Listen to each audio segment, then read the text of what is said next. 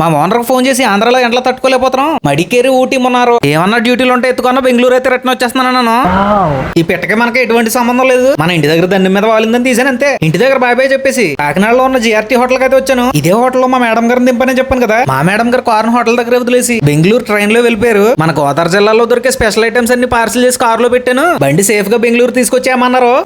మా మేడం గారు వాళ్ళ అన్ని దగ్గర కార్ కి ఉంటే కలెక్ట్ చేసుకుని బయలుదేరమన్నారు. సార్ దగ్గరికి వెళ్ళగానే కాఫీ తాగుతావు టీ తాగుతావు అని ఆఫర్ ఇచ్చారు. అంతేకాదు సార్ మన వీడియోలు చూస్తారట, సార్ వాళ్ళ ఫ్రెండ్స్ అందరికీ కూడా మన ఛానల్ ప్రమోట్ చేశారు. Thank you so much sir, me support ఎప్పుడు ఇలా ఉండాలని అక్కడ నుంచి అయితే బయలుదేరా. సాయంత్రం 5:15 అయితే బండి స్టార్ట్ చేశాను. 880 కిలోమీటర్లు 15 గంటల 30 నిమిషాలు చూపెడుతుంది. పదండి బయలుదేరదాం. విజయవాడ, గుంటూరు, ఒంగోలు, నెల్లూరు, తిరుపతి దగ్గరలోకి వచ్చేసరికి 3:30 అయితే అయిందండి. క్లైమేట్ అంతా కూల్ అయిపోయి వర్షం కూడా స్టార్ట్ అయింది. అప్పటికే నిద్ర ఊపేస్తుంది. తిరుపతి ఎంట్రీ టోల్ దగ్గర పక్కన పార్క్ చేసుకుని పడుకున్నాను.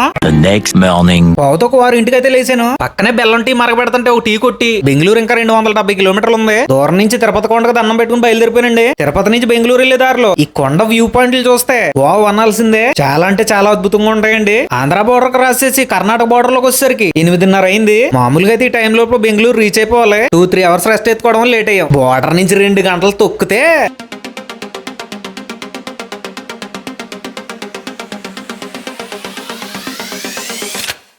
బెంగళూరు నీట్ గా రీచ్ అయిపోతామండి. వస్కోట్ నుంచి 80 స్పీడ్ మాత్రమే మెయింటైన్ చేయాలండి. స్పీడ్ కెమెరాస్ తో పోలీసులు ఎక్కడ ఉంటారో కూడా మనకు తెలియదు. మన సైడ్ నుంచి వచ్చే వైట్ బోర్డు బళ్ళు అయితే చాలా స్పీడ్ గా వస్తున్నారండి, చూసుకుని వెళ్ళండి. మరి నేనైతే మా మేడం గారు ఉండే అపార్ట్మెంట్ కి సేఫ్ గా వచ్చేసా. నేను గోదావరి నుంచి తీసుకొచ్చిన సొరకాంత ఇదే. ఈ లగేజ్ అంతా మా మేడం గారికి సేఫ్ గా చెప్పి నేను మా ఓనర్ దగ్గరికి అయితే బయలుదేరాను. నాకు ఈ ట్రిప్ చాలా యూస్ఫుల్ అయిందండి. మామూలుగా నేను ఇంటికి వెళ్ళి వస్తే 3,000 ఖర్చు అవుతుంది. ఆ మేడం గారికి చెప్పి బయలుదేరడం వల్ల ఈ ట్రిప్ లో నేనే ఒక 5,000 రిటర్న్ సంపాదించుకున్నాను. నా పెళ్లి రోజుకి 2,000, ఆంధ్రాకి బండిని తీసుకొచ్చినందుకు 3,000 ఇచ్చారు. కలిసి వచ్చే కాలానికి నడిచొచ్చే అవకాశం అని పెద్దలు ఉత్తినే అనలేదు. ముందేం చెప్పావని అడగొద్దు, ఫ్లోలో ఏదో నోటుకు వచ్చేసింది అనేహాను. మరి బెంగళూరు వచ్చినోడు ఎందుకు కదలడో తెలుసా? ఆంధ్రాలో ఎండలకు ఏసీ బిగించుకుంటుంటే ఇక్కడ సాయంత్రం అయితే చలికి తట్టుకోలేక స్వెటర్లు వేసుకుంటారు.